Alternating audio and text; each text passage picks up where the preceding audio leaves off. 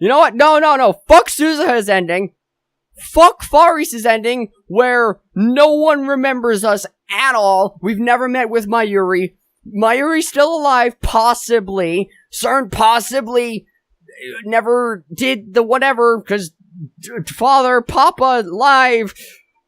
This is officially the worst possible ending.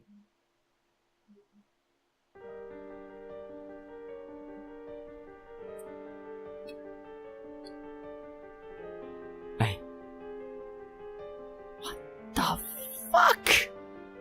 What the actual living fuck? Hello everybody, my name is Damon and welcome back to some more Steins Gate. When we last left off, what happened last we left off? Last we left off, we did Faris's ending where literally nobody remembered us, and that is the only ending we did. That is the only ending we did, Luca-ko. We never did your ending, cause you don't have an ending, Luca-ko. Clear, you don't, we can't do an ending that doesn't exist. So we're gonna call the phone wave now, and, goodbye. Let's go, please, let's just go, let's go. No,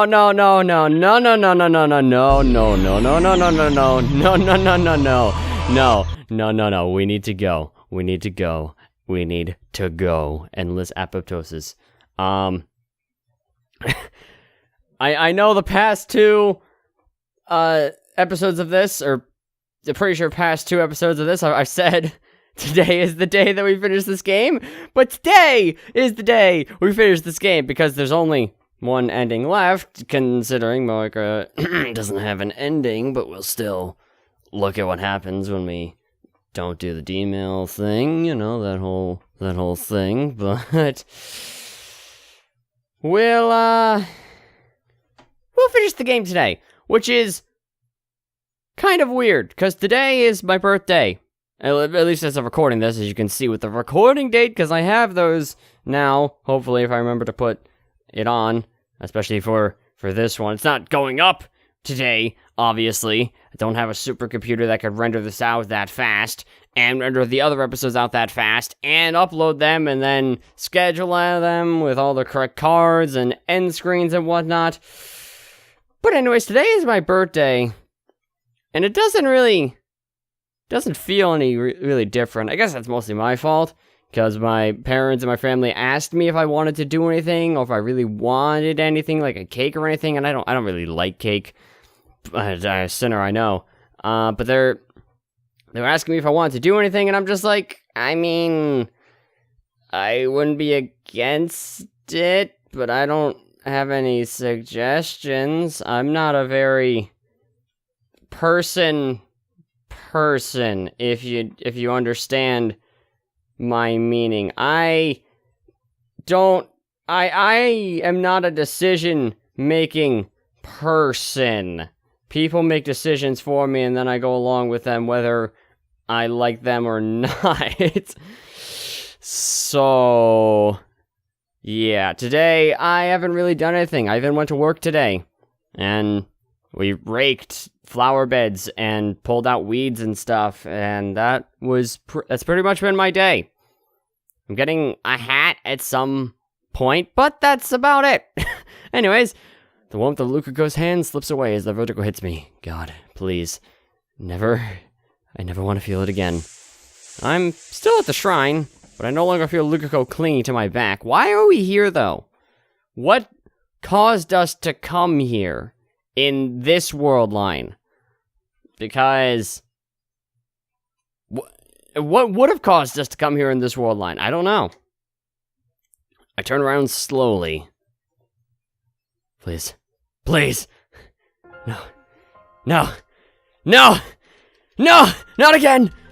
Huh? Oh, hello. I asked Luca-ko to fetch his father for me, so I can ask him whether or not the IBM 5100 was in the storehouse. An old computer? Yes, I do remember. I'll go check. Please wait a moment. He heads into the storeroom out back, just like on the previous world line. On the previous world line, IBN 5100 was no longer in the storehouse since girl Lukuko had secretly moved it. And it's probably not on this world line, not that we would know because we haven't seen the divergence meter. How will it turn out this time? Luca's dad returns, but after about 10 minutes, his expression is grave. That's all the answer I need. Nothing has changed. It's gone. I couldn't find it anywhere. Quickly glance at Lukuko's face. Blank. He doesn't seem to know anything. Lukuko is innocent, I'm sure of it. The lock to the storehouse was broken. Someone may have stolen it. Stolen it? It didn't disappear. A thief took it. There's evidence someone dragged something heavy away. That wasn't there at the end of the year cleaning, and the lock wasn't broken when I checked last month. I never expected the thief would break in. Then, shouldn't we report it to the police? While they discuss what to do, I sigh and consider the situation. This isn't gonna work. IBM 5100 is still out of reach. 2 emails left to cancel. Something tells me that if I cancel just one more, I can get back the IBM 5100. But which one? Which one? Okabe-san, I don't really understand, but please don't be sad. Just go, it matters not, like you always do.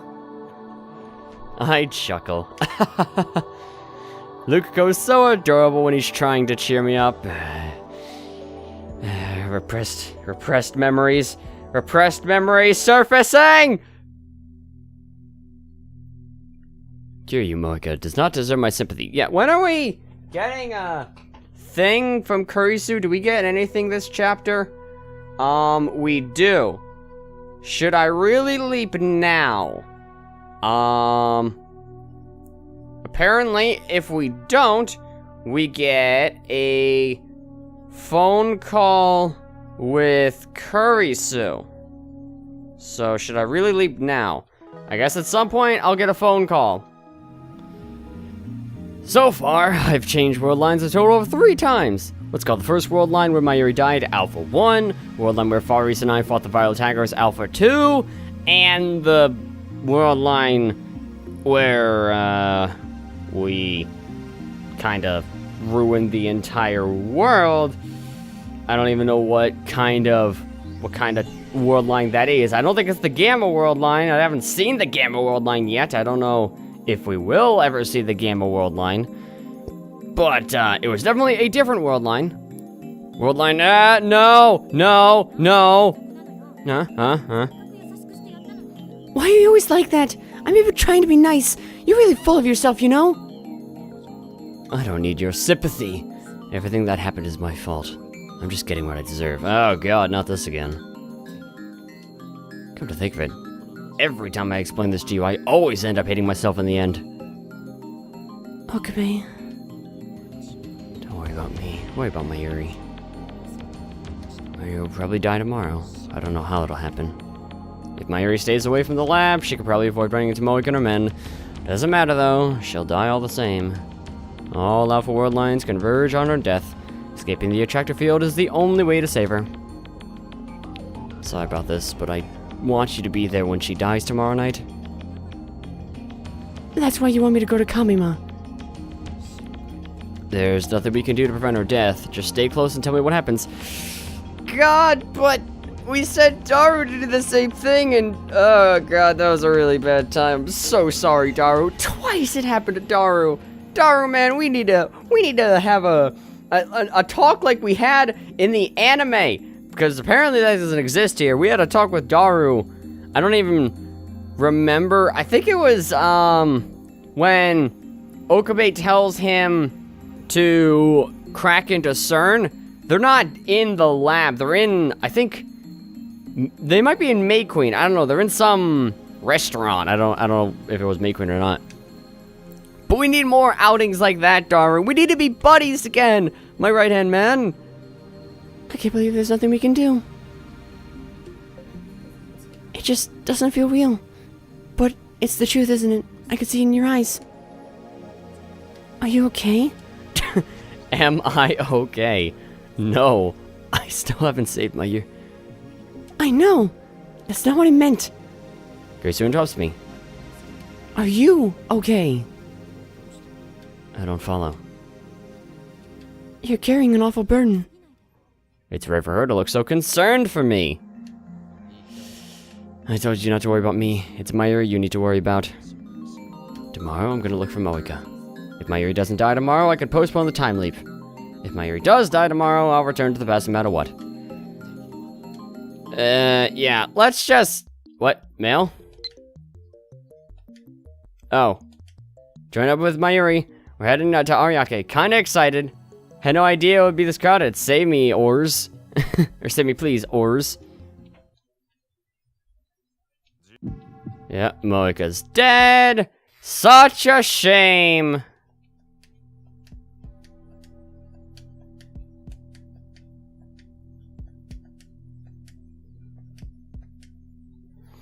No, I don't think anyone used the time leap machine, though.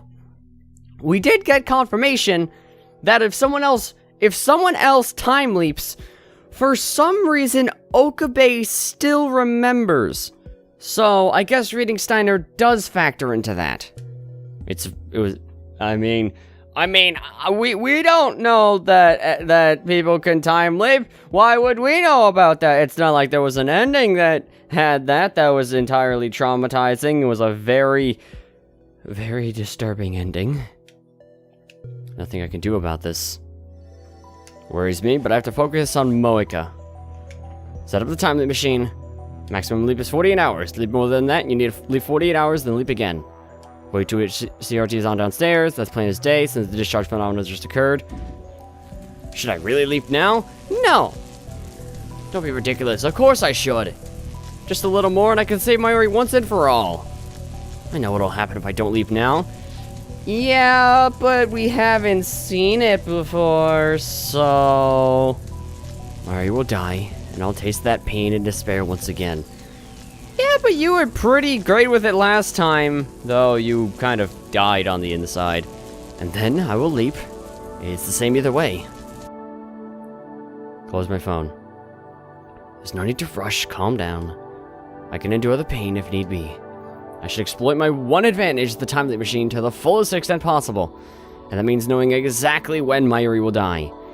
I don't really agree, but I made the choice there. Patterns suggest that Mayuri's death should happen around 7 or 8 tonight. But things are a little different this time. Moeka killed herself before Mayuri was scheduled to die.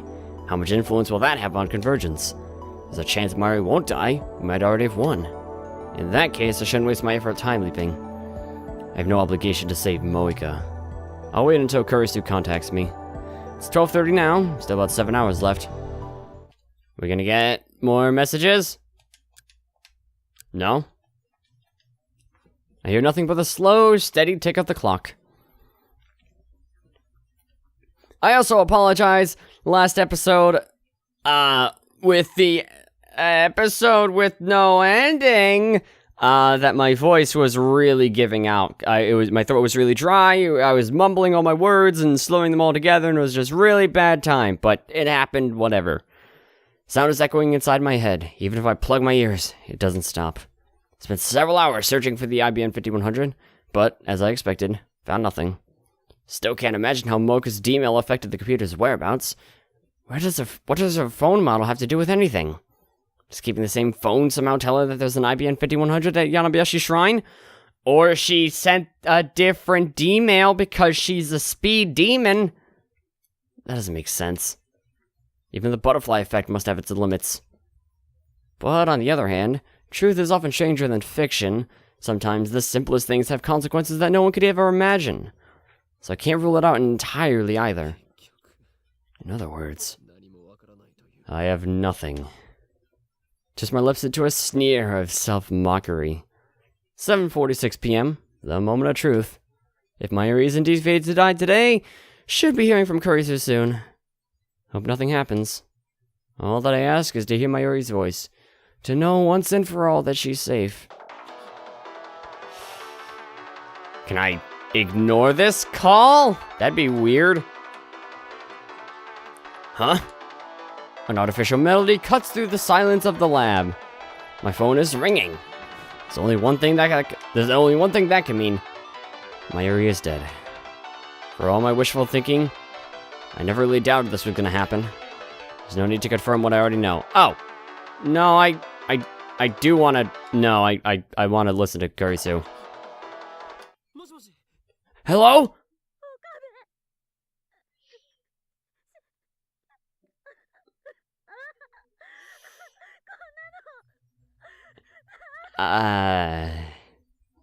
Yeah. This is familiar. Kurisu is sobbing.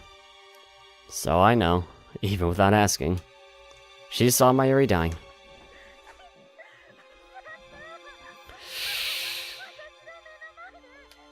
Yeah? Did she have a heart attack? Oh. She suddenly collapsed. Yeah. So... the reason... So, if Moika dies, then Mayuri dies of a heart attack. Why? What connection is there? I'm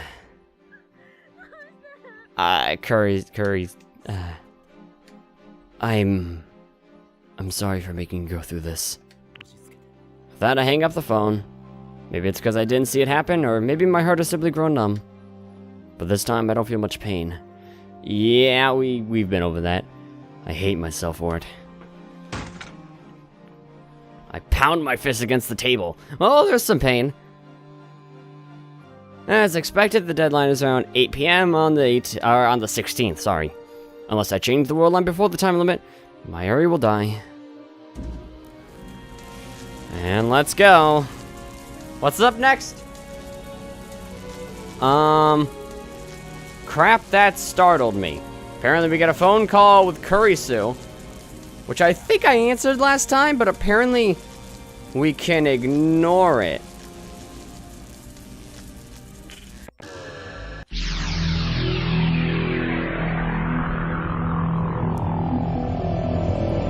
Wow!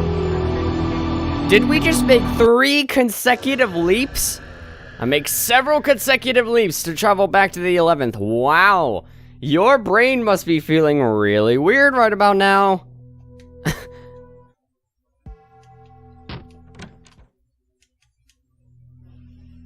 Oh.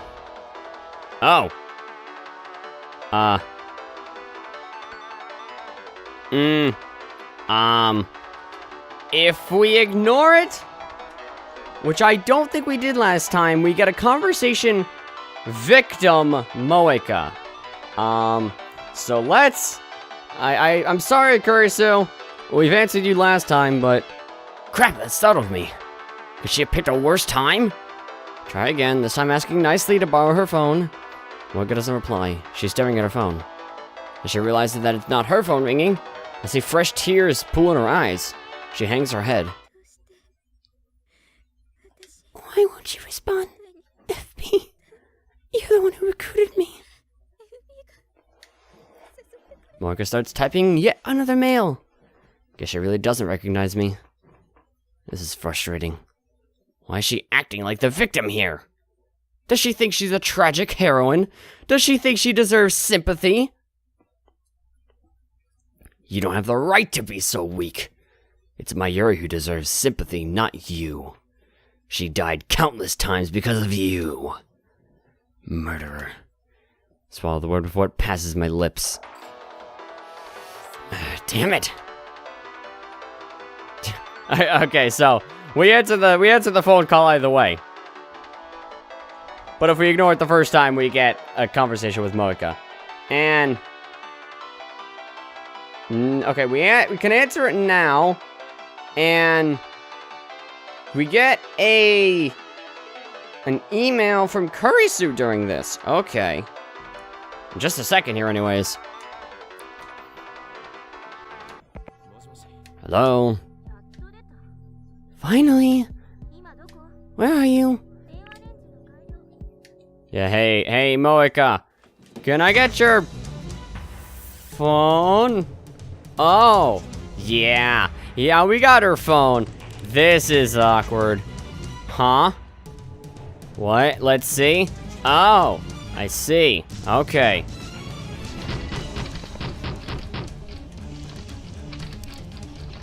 Put down my phone and resume typing on Mocha's phone. A middle-aged lady comes out of the apartment next door. Yeah, relationships, am I right? Our eyes meet, so I put on a forced smile.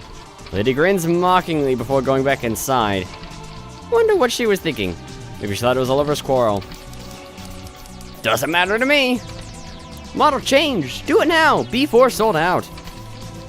Mocha's email said don't change models. Desire for limited edition, hard to find products is hard-coded into Japanese DNA. Appealing to that instinct should work. The insistent pounding on the door grows louder. And now I hear groaning from the other side. I can't believe how persistent she is. Is her phone really that important to her? I've already won. All I have to do is send the D-mail.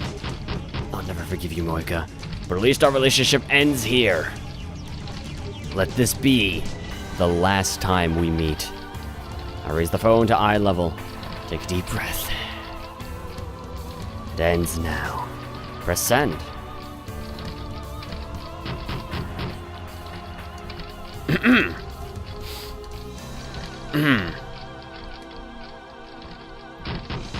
No vertigo, no dizziness, nothing. Reading standard didn't activate. What? Why? Why didn't the word line change? Did the phone only fail to function? Bring my own phone back to my ear. Courier is still on the line. Well? Did you send it? Yes? Did it work? The discharge is occurring as normal. So it worked, right? Definitely. The word line didn't change. You mean it failed? Why? Consider the possibilities. Maybe the message wasn't enough to persuade Mocha to change models. Could you send it to the wrong date? It's July 31st, I'm sure of it. Check when the original email arrived. Maybe her reaction will change if the new one arrives just after that. What a pain! Pounding on the door ceased. She finally gave up. Alright, the table. Yeah. I take Mocha's phone out of my pocket. We just had a very interesting time there. Hey, assistant. Contact me, idiot! Is everything alright? What happened with that QU lady? At least let me know if you're still alive. Don't say anything stupid like you're dead, okay? Please just reply. Even an email will do. I'm worried about you. I'm so worried I can't even eat. Don't worry. I won't die. Not until I fulfilled my promise to go to Omori with you. Smooth. Oh, I didn't even see what the other one sent. Or the other one said, rather. I'm using your phone. Mocha slowly gets up. She wipes her tears and fixes her hair and clothes. Her wavy hair obscures her face from this angle. Can't make out her expression. She doesn't react to what I said. Even though I'm no longer restraining her, she doesn't try to attack me and take back her phone. Open Mocha's mailbox and search for the email. Takes about 3 minutes. Finally did it. 3 mails from Mocha's own phone, each 12 characters long, sent on August 4th and received July 31st. Retro PCs at Yanabayashi Shrine. Just as I suspected, Mocha changed her D-mail in the few seconds I had my back turned. All I need to do now is send the cancellation mail.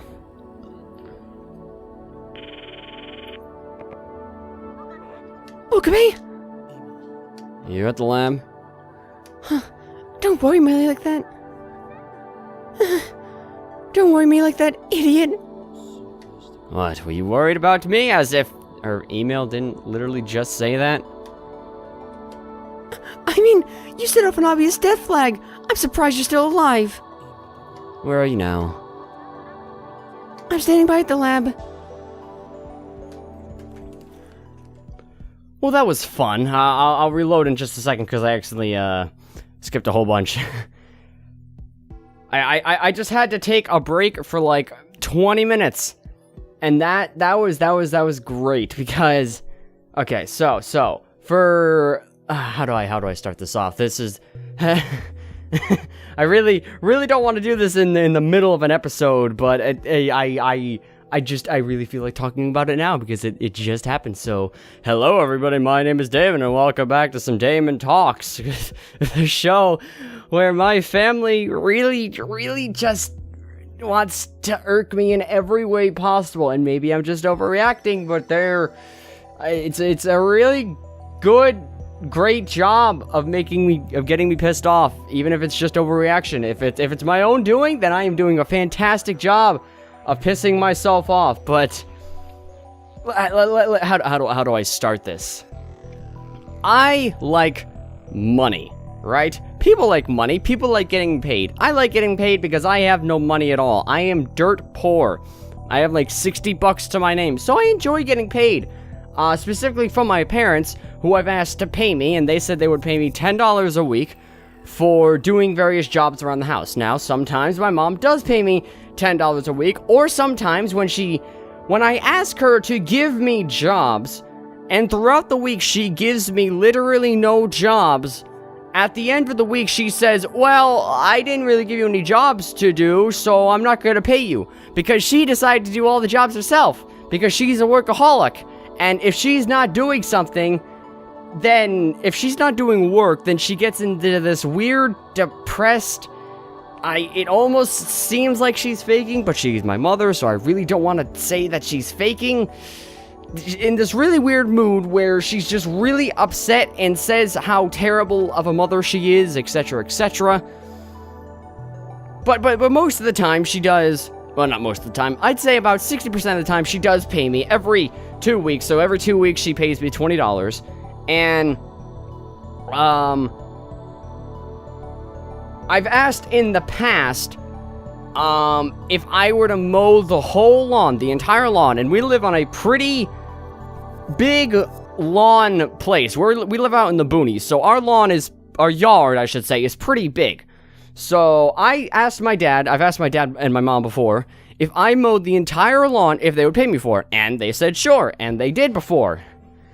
Well, that was last year, and the lawn needed to be mowed again, I should clarify. So my dad said, if you want to get paid, then mow the entire lawn, and I'm like, okay, I'll do that. Let everyone know that I will mow the entire lawn myself. The next morning, one of my brothers is outside mowing the lawn. So I have to tell him, stop mowing the lawn, because if you mow the lawn, then my mom's going to be like, well, I can't pay you for mowing the lawn. Everyone else mowed the lawn already. And I'm going to be like, but I specifically told you to tell them to not mow the lawn. So where is the issue here? So, but he only mowed a little bit. I've mowed like about half the lawn. He mowed a side of the lawn already, but they said that they would still pay me for mowing the rest of the lawn, so I was like, okay. So I mowed our big hill, our big backyard, and, well, our big side yard. And there was a section of the backyard I didn't do yet because this was like 8 o'clock in the morning and I had to go into work at 9, so I stopped mowing and I was like, okay, I'll mow the rest. I said tomorrow, but it's like been 3 days since then, but, because I was going to mow the lawn. When I say I'm going to do something, I'm going to do it when I feel like doing it, but I am going to do it regardless. And my mom wanted me to take the leaf blower, or take a rake, this was yesterday, I think, and get rid of all the leaves in between the bushes we have in the front of the house. I'm like, okay, sure, I'll do that at some point, no problem. And I didn't do it yesterday. To be fair, I didn't do it yesterday. I didn't mow yesterday. Didn't do raking yesterday. My mom asked me if I would. I said yes. My dad asked me if I would. I said yes. Today comes, which is my birthday. Let me remind you. Had to go into work for 10. So that was fun. Had to weed whack and not weed whack. I had to weed pull. Had to pull a lot of weeds out of flower beds and rake them and hoe them up and fertilize them. And that was a good time.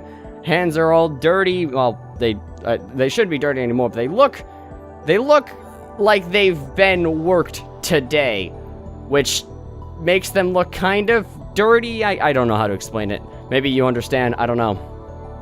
But yeah, went to work, came home, actually had some friendlies on the way because my brother was like, hey, you wanna, or actually, my brother just randomly decided to take me and his friend to Friendly's for lunch for my birthday, I guess. I wasn't even aware of it until we were there, and I'm like, oh, okay, haven't been to Friendly's in like 7 years. Sure, I'll have some Friendly's, why not?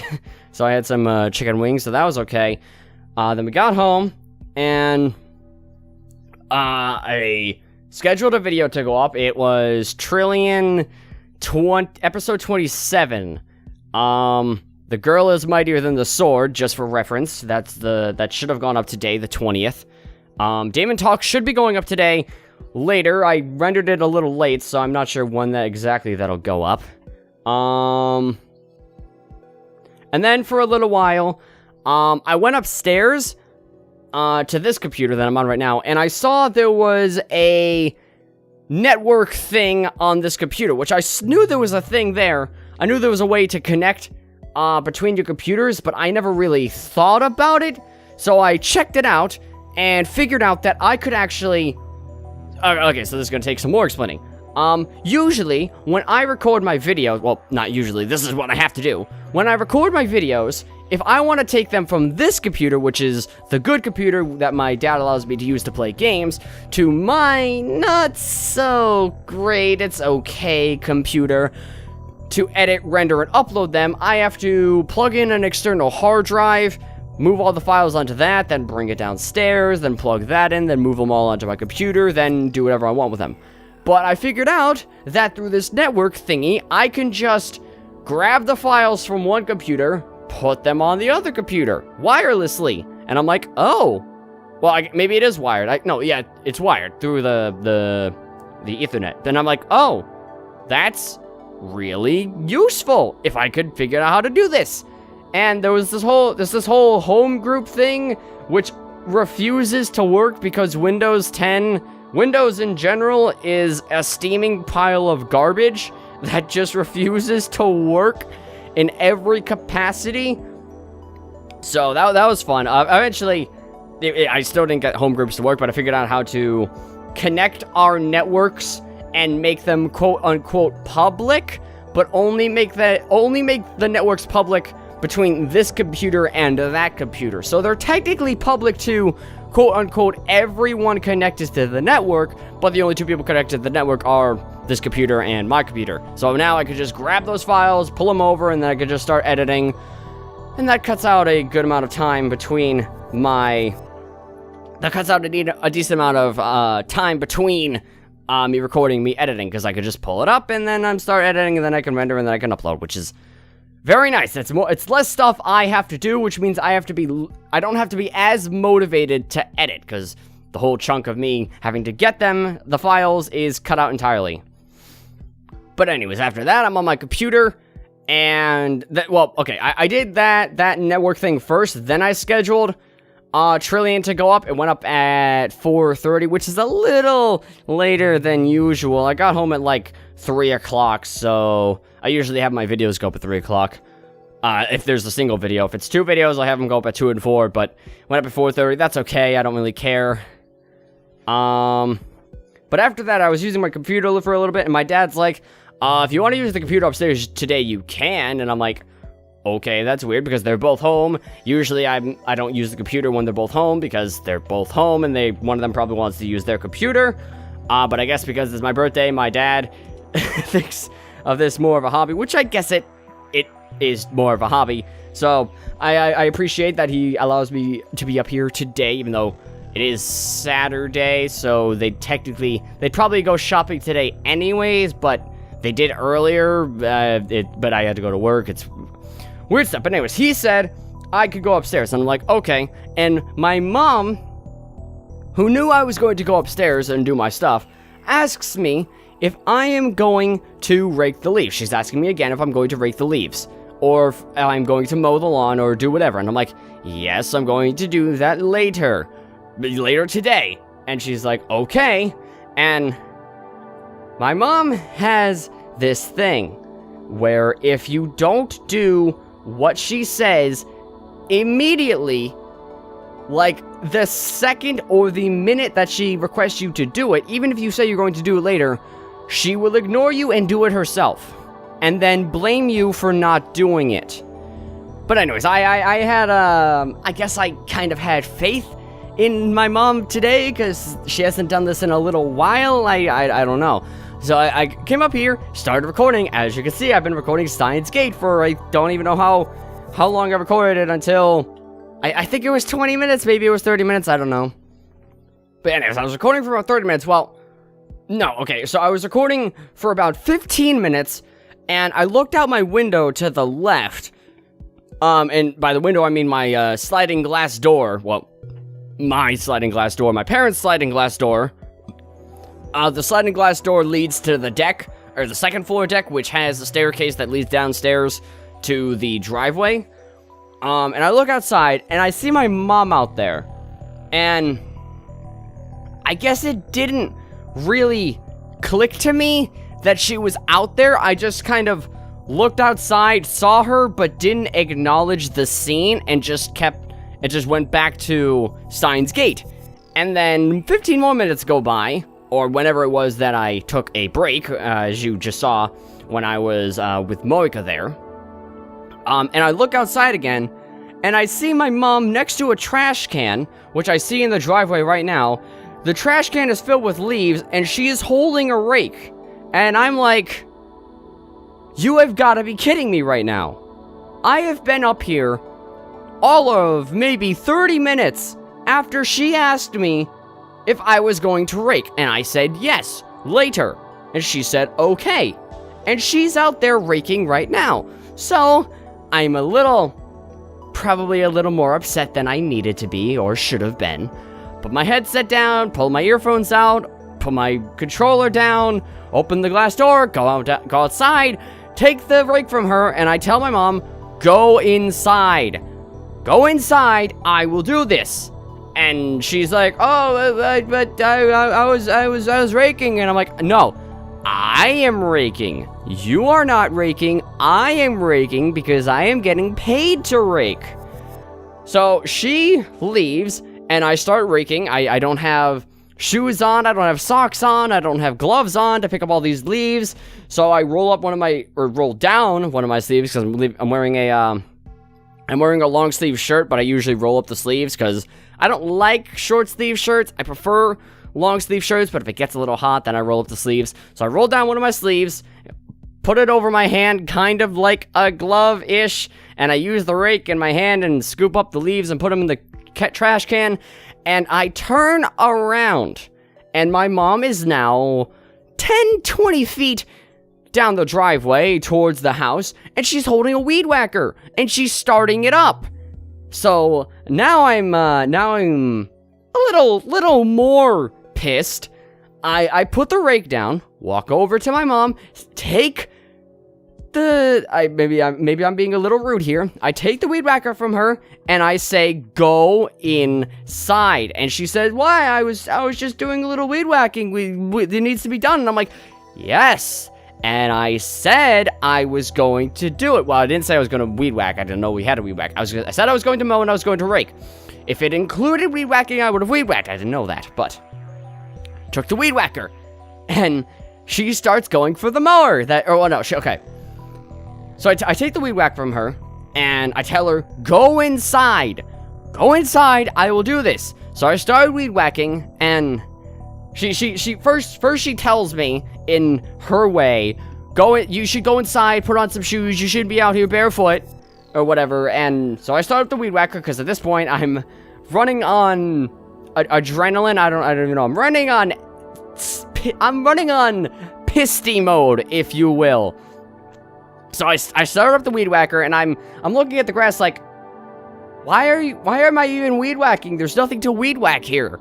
And she comes back outside again and says to me, she comes back outside. I don't even remember why. And I'm like, why were you weed whacking? And she's like, because we had to weed whack around the rock and in between the bushes, and someone had to do that. And I'm like, okay, so am I gonna do that? She's like, no, I already did that. I'm like, why? I said I was gonna take care of the lawn. So she finally goes back inside, and I put the rake and I put the weed whacker back in the shed, and maybe I'm overreacting just a tiny bit, but I had a feeling if I went back upstairs like where I am right now and I started recording again, my mom would have gone to the shed and got the lawnmower and started mowing the lawn herself. And it might seem like I'm being rude, and I am being rude, both for money, but also because my mom does do a lot of work, and she complains about doing a lot of work, so I am trying to get her to not do as much work, which she does not seem to comprehend. So anyways, I take the mower, I'm barefoot, no gloves, no anything, no bug spray, there's millions of flies out right now. I'm in my PJs right now, well, pajama bottoms anyways, because I took off my jeans from work, because I despise jeans. I have a single pair of jeans, because my brother made me buy them for work, because he said that you have to wear jeans or something for work attire, even though I've been showing up in joggers the entire time, and my boss hasn't raised a single complaint. He even said it was okay to wear them in sweatpants or whatever I wanted to wear that was comfortable. Obviously not pajama bottoms, whatever looked reasonable. But anyways, start mowing the lawn, the back of the lawn, which wasn't really all that much that needed to be mowed. So that took like 5-10 minutes. I don't know. I finished mowing. Well, not finished mowing. Halfway finished mowing, and I'm rounding the house because I'm mowing along the sides, and my mom is now on the porch. The stone porch we have, on the side of the house, on the side of the other glass door on the first floor, where there's a swing set and everything. And my mom is holding a push broom. I don't know if you know what a push broom is. It's a big stick, and it's a broom, but it's I think stereotypically janitors have them. It's a stick or a pole, whatever, and it's kind of like a big toothbrush, but the toothbrush isn't vertical, it's horizontal, and it's really long, and the bristles are on the ground, so you can sweep things along easier. But she's holding that, and she's sweeping the porch, and if that's all she was doing up to that point, then I probably wouldn't have been as mad. But okay, maybe this is where I'm getting a little too angry. But I turn off the mower, I storm over to her, still in pissy mode. I take the push broom from her and tell her to go inside, and she's like, but I'm not doing anything. I'm like, go inside. Go inside. I am tired of you right now. And so she goes inside. She hasn't come back outside yet, as far as I could tell. So I put the push broom back where it goes on the side of the house, and I finish mowing. I put the mower on the lower deck porch thing because I like it there, so I don't have to haul it out of the shed every single time. And then I went to get some water, and after I dumped the mowings into the woods, and now I'm here. I don't know how long that took to explain, probably as long as it took for me to actually do it. Point is, 20 or 30 minutes after I tell my mom I'm going to take care of the lawn, she completely loses faith in me and starts doing it herself. And that concludes Damon Talks for today, everybody. Next time, work, maybe. This mug is really dirty. I just now realized that. That's gross. I've been drinking out of this mug. Well, that sucks. Anyways, let's get back to the story. I'm going to load here, because I accidentally hit the skip button, when I was, trying to get into Damon Talks mode. So I didn't see, my assistant's, email. Or, no, not her email. I don't even know. When did I see it? I don't even know where we left off. This series is just a series of bad things happening while I'm trying to record. And this game just being an attractor field of bad things, of annoying things, I should say, happening to me. Whether my mic stand falls over or my voice completely dries out and I sound entirely awful while I'm trying my damned hardest to sound like a girl because I don't even know. Or if I just have to spend 30 minutes mowing the lawn while I'm still recording because stuff. Assistant calls. I'm so worried I can't even eat. Okay. Set up the machine. I'm sending another email. Destination? July 31st, 11 a.m. Do not go! Not at shrine! It's a trap! While Kurisu calculates the hours, I type the mail. It says, do not go, not at shrine, it's a trap. I address the mail to the phone wave named TBA. Okay, all set. Alright, activate it. Activated. Press the send button. Mail starts sending. Rating Steiner should activate. This time for sure. Brace myself for the incoming vertigo. Nothing happens. Hey. Yeah. I don't really care about you, Moeka. I care about this email we're supposed to get from Kurisu. When does that happen? I've been recording an hour and 14 minutes now. Cut like 30 minutes of that out. I don't even know how long. I was going to borrow Mayuri's portable game console. Decided I didn't need the distraction. Don't know when that is.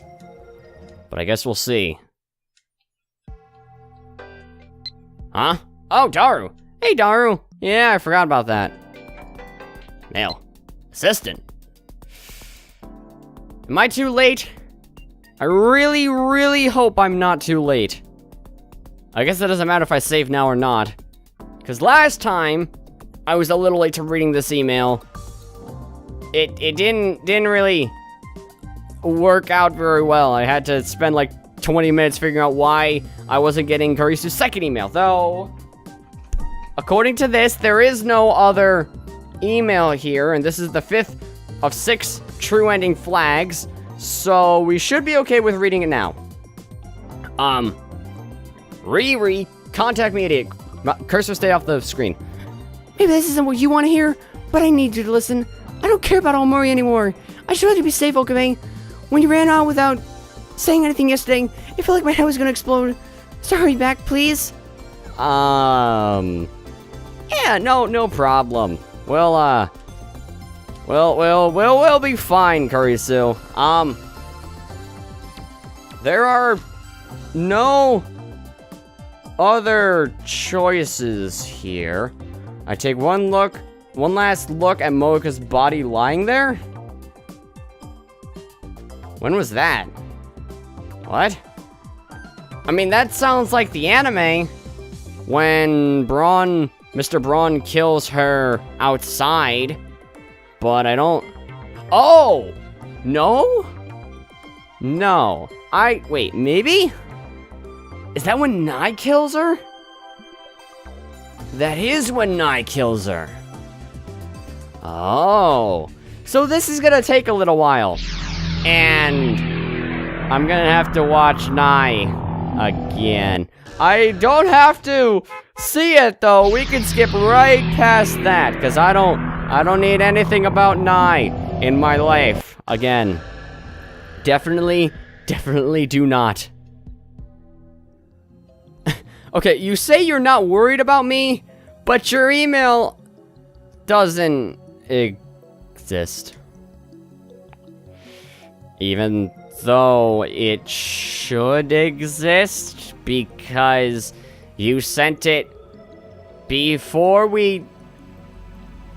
you sent it before the destination we time leaped to. And where's the other one? The other one should be here, because those shouldn't have gotten erased from the time leap. We didn't send a D-mail, so why are those gone? I don't know.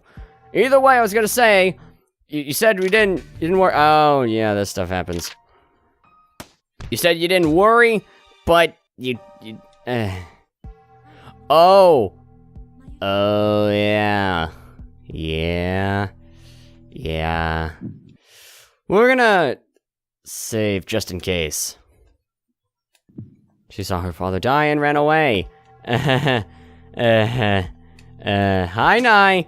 Hi, Nye. Goodbye, Nye. I'll see you in 15 years. Can you hear me? Moika! Can't understand her. I can't forgive her. And yet I can't help but call her name.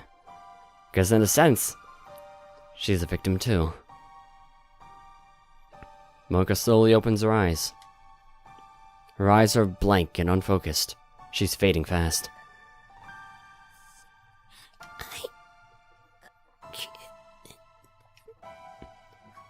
She tries to speak, but a voice catches in her throat. I bring my ear closer to her lips. I kill someone precious to you. Yes, you did. Countless times. Not on this world line, but on others. This is my punishment. The will of fate. I'm sorry. I'm sorry. I silently squeeze Mocha's hand. Mocha doesn't squeeze back. She no longer has the strength. I had nothing except defeat. The only place I belong. I would kill to protect it. You're right. Take me. Sorry. I forgive you. Words come to my lips unbidden. As soon as I speak them, I understand why. Mocha does not kill Mayuri on this world line. Even if she could, it would not happen until tomorrow. This Mocha, the one dying in my arms, is not guilty. And yet even now she says I'm sorry. How can I not answer her? I forgive you. Perhaps the words are meaningless. Forgiving Mocha will not cure Nai's hate, neither will Mocha's death. Don't even know if I truly mean what I'm saying. But still, I remember what Kurisu said. My goal is to save Mayuri, not avenge her. So, here, now. I forgive you.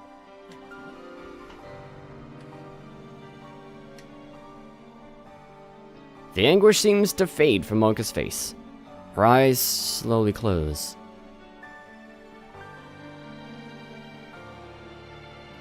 A tear slides down Mocha's cheek.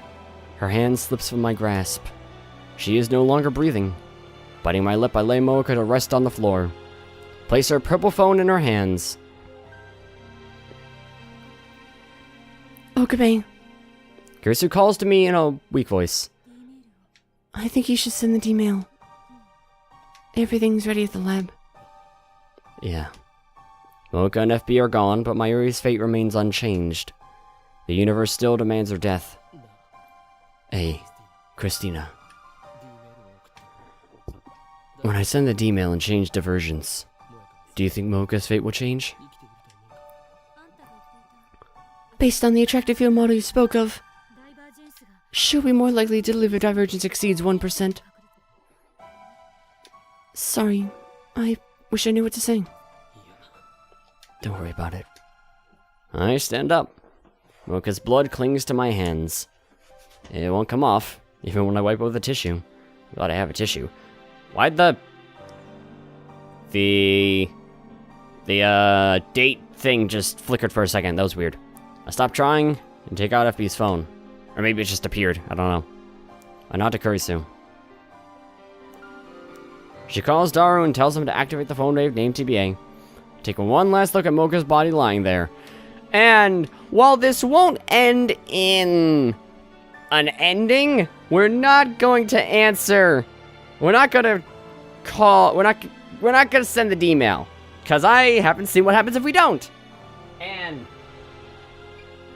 there's a CG for this. It's called The Bloody Truth. So...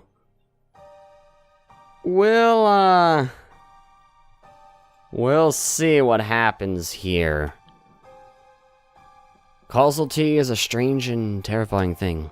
At the beginning of all this, Mocha killed Mayuri. But now Mocha lies dead, while Mayuri still lives. All because I changed the past. Mocha, if you're going to apologize for a sin you didn't commit, then I must apologize as well. I am responsible for twisting your fate. And for twisting the fate of Tennoji Nai. I ruined that innocent girl's life. Made her something other than what she was meant to be. Is it okay to just leave her like this? Of course, if I send the email now, this world line will be undone. Nai's twisted fate will be corrected. There's no point in worrying about it. I should just think about Mayuri. I shouldn't burn myself with any more problems. Is this really okay? Of course it is. Send the email. Stop search, PC unneeded, standby. That's all I need to do. Why won't my fingers move? I already know what I need to do.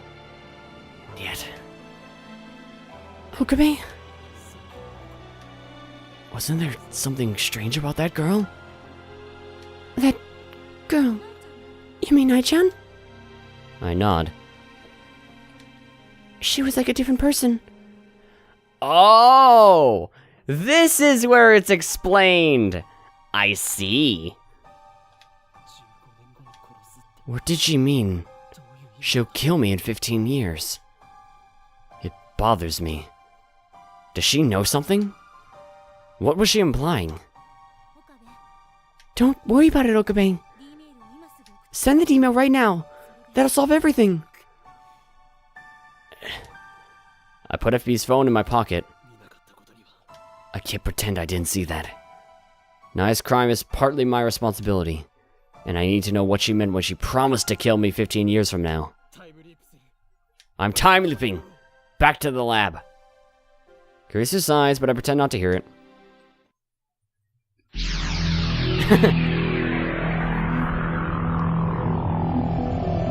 So... Our enemy, but... Kurisu glances at Moeka, then whispers into my ear. Isn't she our enemy? It's about 7 a.m., right? Huh? Well, yeah, but where'd the question come from? After time leaping 4 hours back, I find myself in front of the station. This is right after Moeka and I met up with Kurisu after returning from Narita Airport. After this comes the Tennoji residence. Moeka is standing a few meters away, kicking the dirt and boredom. Moeka was dead just a few minutes ago, but now she's perfectly fine. I feel no surprise. I suppose I've grown accustomed to this particular facet of time travel. After all, I've seen Mayuri come back to life countless times already. There is one other thing experience has taught me. Today, Moeka and Tennoji will die, and there's nothing we could do to stop it. I know it's cruel, but I didn't come back here to save them. I don't have the means to, and it isn't my problem. The problem is Nai. We arrive in front of Tennoji's house, just like we did before I time leaped. But this time, I wait outside with Kurisu. Moeka enters alone, expressionless as ever. While we wait outside, I tell Kurisu what's about to happen. I also tell her to wait a little while after she hears the gunshot, then go inside and take Tennoji's phone. Feels like an eternity passes in silence. And then... yeah, okay. Kurisu gasps. Her body goes stiff. Okay, so Tennoji's dead.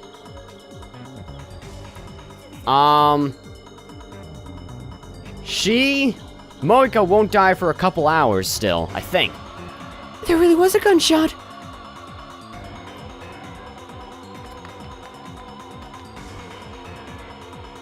I immediately look around. Just as Kurisu told me, I see a girl come out of the window. She walks away quickly, but at the same time taking care not to make a sound. That's not how a child acts after witnessing her father's death. Wait! Nai looks over her shoulder. She spears me with eyes full of hatred. That alone was enough to make me shiver. It's pitiful, but a tiny little girl is making me nervous. Yeah, Nai has some interesting expressions. Something is very wrong here. This Nai is like a completely different person. I want to know her true identity. That's why I time leaped instead of sending the D-mail. Nai is still running, ignoring my calls to stop. I run after her. Take the bike! It's a little rusty, but you know, out of shape though I may be, I'm still more than a match for a 12-year-old girl. The distance between us quickly shortens. Nai keeps running, occasionally looking back at me and grinding her teeth in a very unchildlike manner. Normally, a child being chased by a man will cry and scream things like, "Stay away," or "Help!" But this girl says nothing. The only sound is our heavy breathing. Stop! I call out to her once more when she's nearly in arm's reach. Unexpectedly, Nai slows down and eventually stops to catch her breath.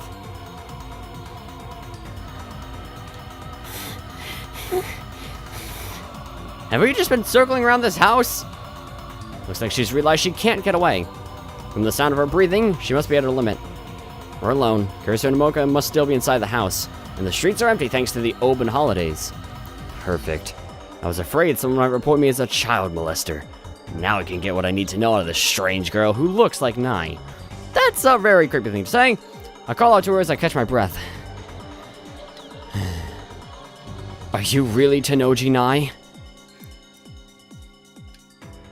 Nai glares at me as she catches her breath. You plan to kill Kiryumoka after this, don't you? That's right. She punctuates her nonchalant reply with a cruel smile. That is not the face of a child. Revenge for your father? You and Kiryumoka killed Daddy. Your dad killed himself. He blew his own brains out. He would have done it even if we hadn't been here. It's not our fault. I don't care. What? Kiryumoka was there when Daddy died, but she didn't stop him. I won't forgive her. Nor you, Okabe and Tito. You weren't there, but Daddy wouldn't have died if you hadn't gotten involved. Wait, is she blaming me for finding the IBN 5100? How the hell was I supposed to know? But I won't kill you now. I can't. The tiny little girl, barely half my height, looks up at me with a smile that chills my blood. I'll kill you in 15 years. Keep living in fear until then. I get on my knees and grab Nai by the shoulders. I hold back my terror and meet her stare for stare. And yet this girl doesn't even flinch. She knows she can't be harmed. Who are you? She isn't Tanoji Nai. What do you mean you'll kill me in 15 years? Exactly what it sounds like. 15 years from now, I killed you. Killed? Why is she using past tense? Nai laughs once, a harsh and mocking sound. Then she leans in and whispers.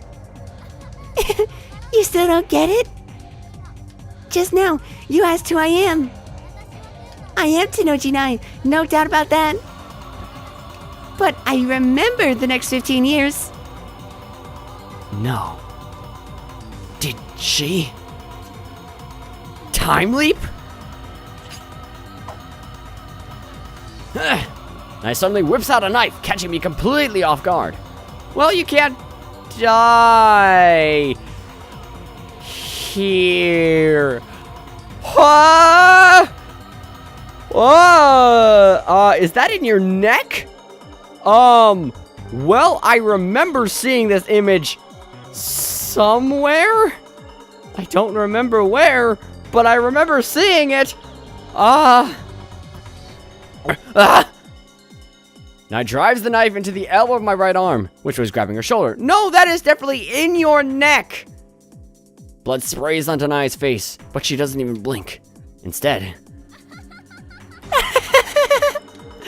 she laughs, just like she laughed when she killed Moika. The intense pain brings me to my knees. For a moment, I panic, but somehow I manage to convince myself that I'm fine. I mean, you won't die for 15 years after all. I won't die here, I tell myself. This world line won't accept that. It's just like Nai said herself. It's not that she won't kill me, She can't. If she tried, something would surely interfere. Wanna hear how I killed you? In the future, you're one of the founders of the resistance against CERN. But I captured you and imprisoned you and tortured you every which way I could think of. You cried and screamed and begged for your life, all while covered in piss and shit. You were once so recital to know. After I ran out of things to do, I finally slit your throat, and then I stabbed you over and over and over again, so many times I don't even remember. That's how your life is gonna end. That's your punishment for murdering Daddy. Now grabs my arm and digs her tiny fingers into the wound.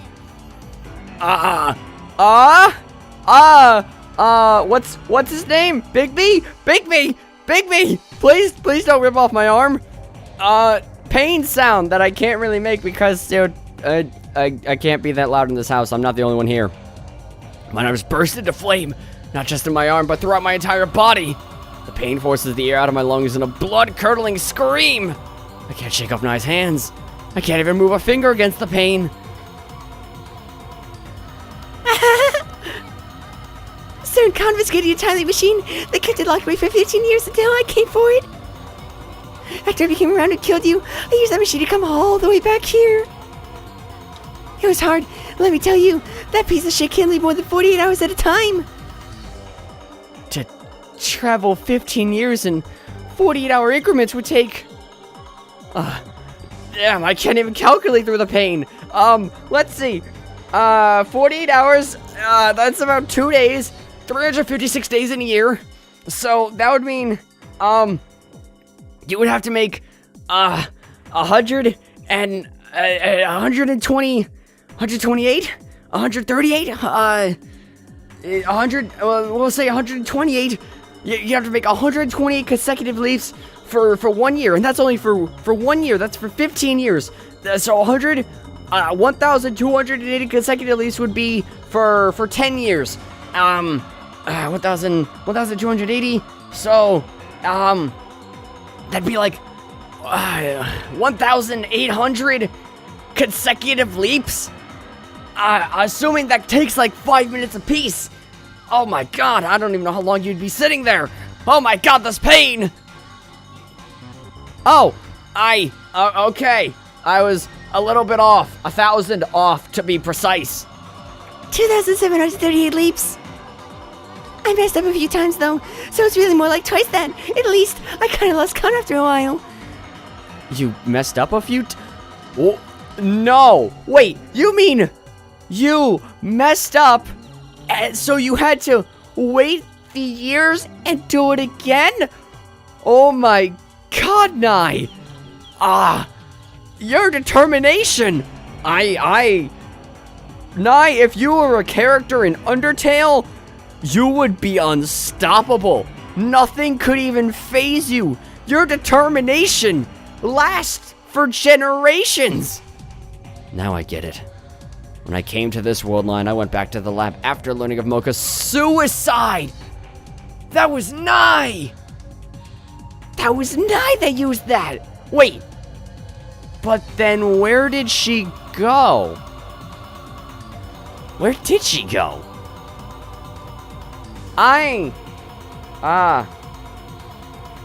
Wait, hold on.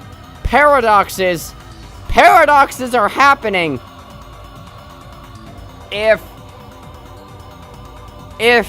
Wait.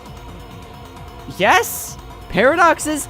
If Nye went to the time leap machine and she time leaped, she would be at the place she time leaped to. Assuming she went 48 hours ago from the time leap, she'd probably be at her house, right? That's how a time leap works. Your memories get transferred. So, why wasn't her body there? Okay, so, if she time leaped, then her memories would have gone back 2 days. Assuming reading Steiner didn't activate and we didn't go back with her, which apparently it didn't, even though that's what happened with Lukako, then her memories of 2 days ago would have caught up to when she put the headgear on in the first place? But that doesn't make sense, because then paradoxically, she wouldn't have gone to the next time leap to time leap backwards. So the only way this would have made that doesn't... There are a slew of paradoxes happening here. First of all, her body was gone. In the seconds that it took us to climb up the stairs to the lab, she disappeared. I don't know if she was hiding, or she made an escape somehow and we didn't see it. But assuming her body just disappeared because she time leaped, then she would have gone to her other place, which means there would have been 2 Nyes, which would have mean there was physical time travel, not memory time travel. So, but if she only sent her memories, then... But... I'm just... If she sent her... Okay, so if she's at the time leap machine, and she sends her memories 48 hours into the past, and then that Nye receives them with her phone. I guess she has a phone. Good job, Nye.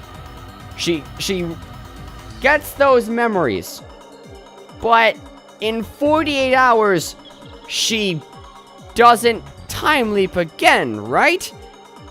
Because that wouldn't make sense. So then, by that logic, Nye never time leaped on this timeline, on this world line.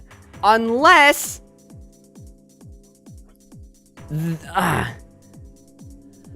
Then... Okay, so this proves... If this is true, this proves Suzuha's theory wrong. Because Nye time leaping transferred her to a different world line, while this one continued on without her. But if that were the case, then her body should have still stayed behind, right? I'm really trying to wrap my head around this Nitroplus 5PB, and I am really having a hard time grasping it. Because unless... Okay, there's another possibility here. Nye time leaped and her memories transferred. Therefore, the timeline shifted, and Okabe, using reading Steiner, not realizing it, traveled to a different world line as well, where Nye wasn't there because she was back.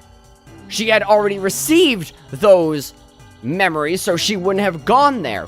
If that was the case, the phone wave shouldn't have been warm, which Okabe specifically said it was warm as if it was just used. But the arrival history was gone, meaning it's as if it wasn't used, but then the phone wave shouldn't have been warm. So, I can accept the idea that we traveled to a different world line and Reading Steiner activated and we didn't realize it. Like what happened when Lukako time leaped. And we were just like, wait, what? We teleported? What happened? And Okabe didn't realize it because in this world line, he was also at the lab when Nye didn't time leap, because Nye time leaping didn't have an effect on us at all. At least not yet, it didn't, because she didn't have to time leap any further. So I guess that makes sense. But if that's the case, the phone wave should have seemed like it wasn't touched at all when Okabe got there, and you would have just been like, was I imagining things? Was I seeing things? The discharge phenomenon couldn't have happened. The phone wave wasn't used. That would have made more sense, and I've been rambling about this for like 10 minutes probably now, just trying to wrap my head around this, Nye. I can't comprehend you. Anyways, when I came to this world line, maybe they'll explain this right here. I don't know. And I just wasted all that time for nothing. When I came to this world line, I went back to the lab after learning of Mocha's suicide. And once I got there, I found evidence someone had used the time leap machine, which there shouldn't have been. So that was Nye's final time leap. Nye keeps staring into my... But that doesn't make sense. That doesn't make sense. It doesn't make any sense because that's a paradox. In this world line, that's a paradox unless you shifted to a different world line and we shifted too, but then the phone wave wouldn't have been used because it never would have been... Oh my god. Anyways, Nye keeps staring into my eyes as her fingers crawl deeper into my wound. She's been doing this for like 15 minutes now. I bite my lip in a desperate attempt to bear the pain. My blood won't stop flowing. It collects into a puddle and stains the asphalt dark red. Revenge is all I live for. I won't let anyone get in my way. I'll kill Mocha with my own 2 hands. I won't let that bitch kill herself. She doesn't deserve to go out that easy. You lived 15 years just for that? She's insane. And it was Mocha and I who made her that way, who turned an innocent little girl into a creature of hatred, starved for vengeance. We stole 15 years of her life. 15 years! I can't understand what it's like to live with such hatred for so long. Just for that? Nice slender fingers pry deeper into my wound. So deep, I could feel her fingers against my bone. How have you not passed out yet? Pain noises. It might not mean much to you, but to me, killing you two means everything. So you kill Mocha. But what comes next? Next? Are you gonna repeat those 15 years all over again? Huh. What do I care about those 15 years? There's nothing for me there. She does not cry. She does not sneer. Her voice is flat and emotionless as she speaks these words. There's nothing more I can say to this girl I destroyed. At last, Nye lets go of my arm. She looks in disgust at her hands, now covered in my blood. I don't need anything from you now. Just wait in fear of aggravating to know until I come for you in 15 years. You know, you could do that, but if you were smart, you would go and destroy the time leap machine so that we can't prevent that from happening. You realize that, right? Actually, you're more of a dumbass than I thought. Sure, you can go for vengeance and revenge. That's all well and fine. Why didn't you time leap and save your father? Or do you not believe that you can... Oh, wait. You don't know about D-mails, so you think he's fucked. Well, that sucks to be you, Nye. Yeah, later, you little chipmunk. I'm powerless to stop her from running away.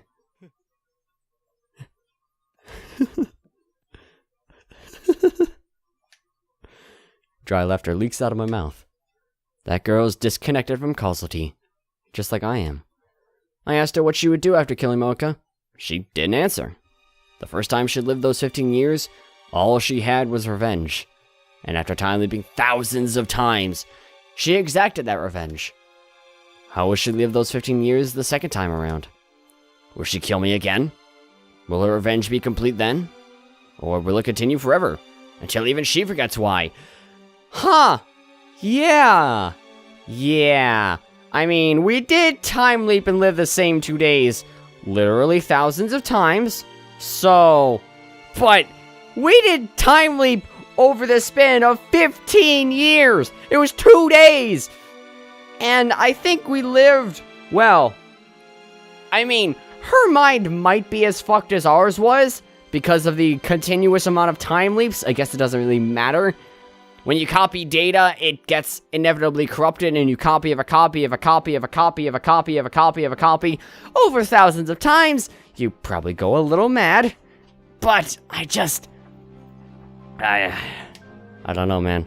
The thought squeezes my heart like a vice. Does time travel bring nothing but pain? Yeah, it does. We built a time machine out of curiosity.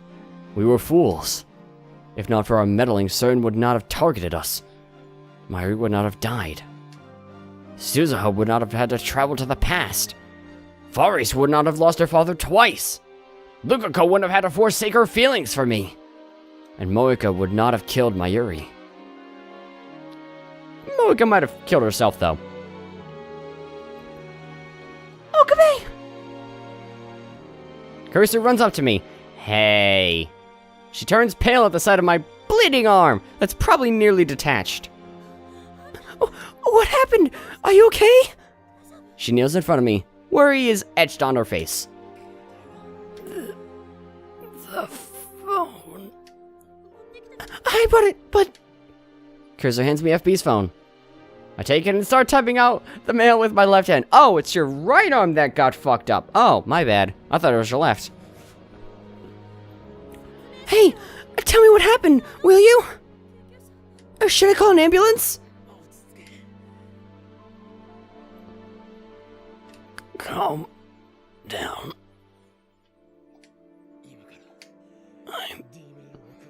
I'm gonna send the D-mail now. Right. If the willing changes, then this one will go away. Yeah, but who cares about my wound? Stop search. Tenoji's death, Moika's death, and the damage to Nai's soul will all be undone. Stop search, PC unneeded. That's what matters. Stand by. Finish the mail and take a breath. Hey. Why do you think Tenoji didn't kill Moika? What do you mean? Any rounder who finds an IBN 5100 is silenced. No exceptions. That's what Tenoji said. In that case, the one who should have been eliminated first was Moika. She found the IBN 5100 in the first place. And in the anime, that is exactly what happened. Tenoji shoots Moika. Okay, so in the anime, Moika and Okabe visit Tenoji after finding out that he's FB, or assuming that he's FB, wondering if he's FB. He's like, alright, let's go for a walk. They go for a walk. They're out in some field, desert, whatever thing. Tenoji's sitting on a rock. He talks to them, explains everything that he explains here, shoots Moika, then kills himself. That's what happens in the anime, as far as I remember. I should really watch the anime again once I finish this game. Because at this point, it's been so long since I watched the anime, since I started playing this game, that the anime is just a vague memory to me at this point. Well, not completely vague, but it's been a while since I watched it and started this game. And yet, Tenoji cut contact with her instead. Did I? No, I didn't miss anything. And when we exposed his true identity, he shot himself, not Moika. I think he wanted to save Moika. Perhaps that's just wishful thinking. Perhaps I'm just looking for an ounce of comfort in all this suffering. Even if that was Tenoji's intention, it was meaningless. Moika will die today, whether by her own hand or Nai's, doesn't matter. However, I hope it works out on the Beta World line. They are the enemy. I should hate them for killing Mayuri. Yeah, but boy does that not get us anywhere. But in some sense, Tenoji, Moika, and I are all just victims of my foolish experiments. I pray that they can live normal lives, at least on the Beta World line. For their sake as well as Mayuri's, I must send this D-mail. Sorry. Once this D-mail is sent, this world line will be undone. And we won't have to be covered in shit and piss. And... oh god, Nai. But I can't let you have your revenge. Maybe she'll remember this? I mean, Mayuri's remembered all of her deaths, and they only happened once each. Why did those people teleport? Those people just teleported. I saw that. You people teleported. That was really weird. Anyways, Mayuri remembered all of her deaths, and they all happened once, basically. One of them might have happened twice or 3 times when, you know, the rounders shot her. But all the other ones happened once, and then we undid them, and then we had to, you know, fix that. And she remembered all those in her dreams. Nye's lived over 15 years of consecutive time leaps. And she's gone back a couple times because she messed up. So, there should be a really good chance of her having nightmares about, or maybe they're good dreams of her killing Moika and Okabe. So, she's probably going to be pretty not friendly in the beta world line. Maybe that's why she turns into what she does in Robotics Notes. Maybe I'll play Robotics Notes later, because visual novels surely are great for me. The world shatters, warps, and reforms. Eventually, those sensations disappear, and color gradually returns to the world. Find myself standing in the street near the lab. I didn't even see what the meter said. The burning pain in my right arm is suddenly gone. I look down. There's no wound, no blood. Instead, I'm holding a convenience store bag with 2 bottles of Dr. P. I guess it worked. Head straight for Mocha's apartment. When I get there, Mocha opens the door normally and peeks out at me. She looks fine. No signs of despair. No blood stain by the door. No knife either. Oh! This is weird. Originally, when I sent the D-mail, which was later in the day, we arrived at Moika's house. We were inside Moika's house, and we were like, why are we here? Why are we drinking Dr. P? I don't know. But this time, because we time-leaped earlier, it was before we headed to her house, her apartment, when we got the Dr. P. Oh, whoops. No blood stain by the door, no knife either. Let's save in case I accidentally skip again. Okabe-kun. How did you know where Let me kill some time here. I barge into the room. Maybe that is what happened last time. The hour of Mocha's death passes with no sign of Nye. The world line has changed. You got mail. I don't need an IBM 5100 anymore, Mocha. Mocha's right in front of me, but she sends me mail. Feels like forever since we last conversed like this. What do you mean? My supervisor told me to stop looking. FB told you to stop? Yeah. How did you know about FB? Where'd you get that information? So FB's still alive. Feel relief, but also fear. Must not forget that he is my enemy. For now. For now, however, I'm more interested in what Mocha just said. FB canceled her mission to retrieve the IBM 5100? Doing your duty set you up for disposal.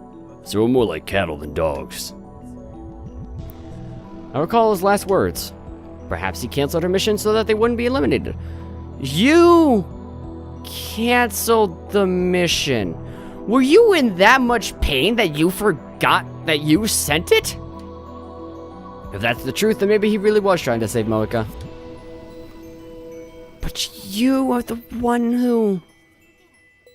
I Live in fear and regret, Okabe Nintendo, until we meet again in 15 years. I wonder what happened to Nye. Can't get that childish, yet hate-filled voice out of my head. On that world line, I turned an innocent girl into a murderer. Bite my lip hard. Hard enough to draw blood. I won't fear you, Nye. Nor will I repent. That world line has already been undone. But how will things turn out on this new world line? Well, according to Suzuha, well, no. I guess that was after a couple of fucked up timelines. Suzuha says we die in, what was it, 2036? Or was it 2036 or was it 2025? It was 2025. So our death didn't even change. Well, Okay, maybe our death was like my Yuri's in that it changed a couple days every time we did a time leap, but because it's not part of the major attractor field, it wasn't undone completely. But how will things turn out on this new world line? No, there's no point thinking about it. If the plan worked, the IBN 5100 should already be back in my possession. And if that's the case, then there's no need to stay on this world line either.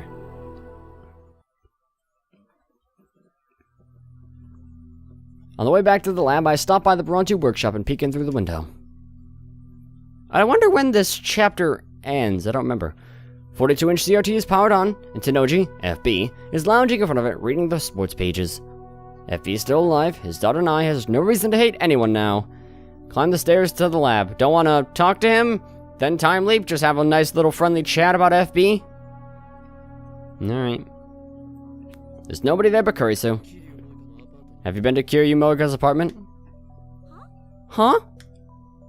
Kurisu pauses her at-channel browsing search to look at me in confusion. Moika-san's apartment? Never. Oh. Okay. Why do you ask? It doesn't matter. Just wondering. I cut across the lounge and head straight for the development room. In the middle of that room sits the time leap machine. After a glance at the time leap machine, I scan the shelves. It's here! A large, familiar cardboard box. Remember when we carried that? Kurisu. You do! It's been a while since I did. Though my body probably feels it. I was right! Inside the box is the IBN 5100, the legendary retro PC stolen from me by a twist of fate. At last, it has returned. The long battle is finally over. I did it. We can save my Yuri. You know, there's a really fucked up thought that just popped into my head. I figure I might as well share it. You know what Nai could have done? I know she really wanted to kill Moika. Maybe she would have done this on the second go-around, because of how fucked up she was. But what she could have done is during all of her torture, before she killed Okabe, she could have put the time leap machine on Okabe by force and put him back an hour or two so he could relive the torture again and again and again and again and again, therefore circumventing his death and having eternal suffering that Nai won't remember, so she'll just think it's the first time every time. Well, she might know it's going to happen beforehand, that he is going to experience this multiple times and again and again and again, and the pain will never end for Okabe. That would have been a fucked up time, Nai. Let me just tell you. Daru! Where's my super haka? I can't contain my excitement. I really hope I can finish this today. I don't know. I might have to skip a little bit. Wait, why'd you time leap? Why'd we time leap again? I don't remember.